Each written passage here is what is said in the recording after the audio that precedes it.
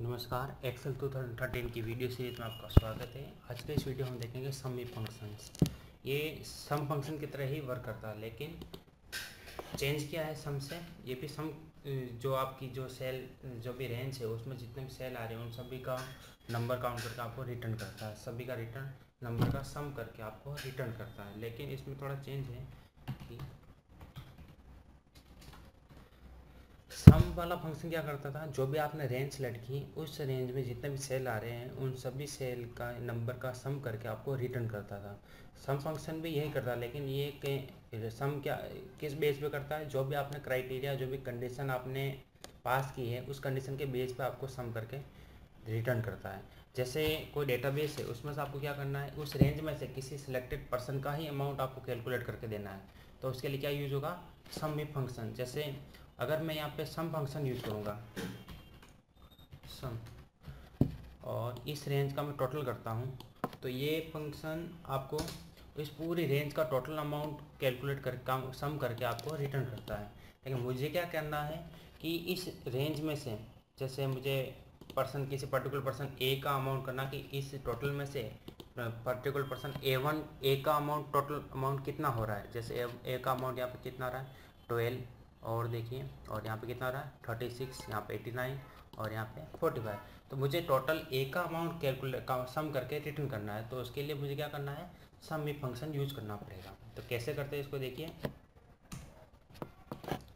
बराबर सम इफ, सबसे पहले रेंज। तो आपको रेंज ये सिलेक्ट करनी है कि जिसमें आपका जिस वैल्यू का आप यूज करना है, जैसे आपको पर्सन के हिसाब से काउंट करना है और टोटल अमाउंट सम करना है, तो जो भी वैल्यू आपको उससे फॉर्मूला में यूज हो रही वो रेंज आपको सेलेक्ट करनी है। जैसे पहले मैं ये रेंज सेलेक्ट कर लेता हूँ।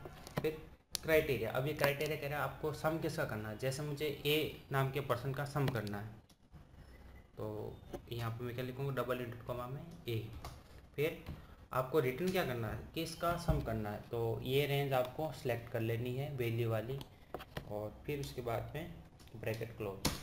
तो ए का अमाउंट टोटल अमाउंट कितना हो रहा है 182। अगर आपको इसी तरह बी का अमाउंट कैलकुलेट करना है तो यहाँ पर आप क्या लिखेंगे बी, ठीक है 30। तो बी का अमाउंट कितना हो रहा है 34। लेकिन इस फॉर्मूला थोड़ा एडिट कर देते हैं, सम इफ।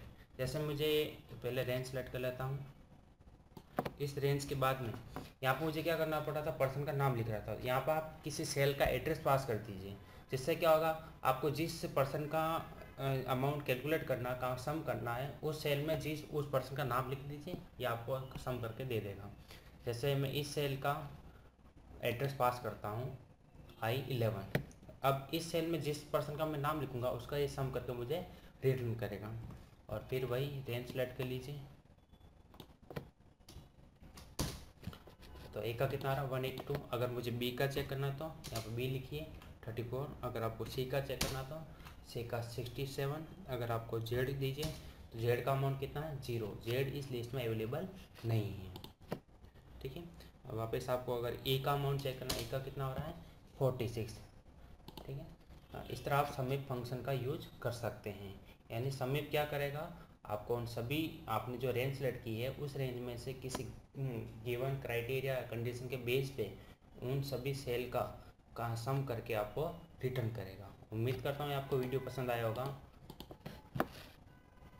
बस इस वीडियो में इतना ही, बाकी नेक्स्ट।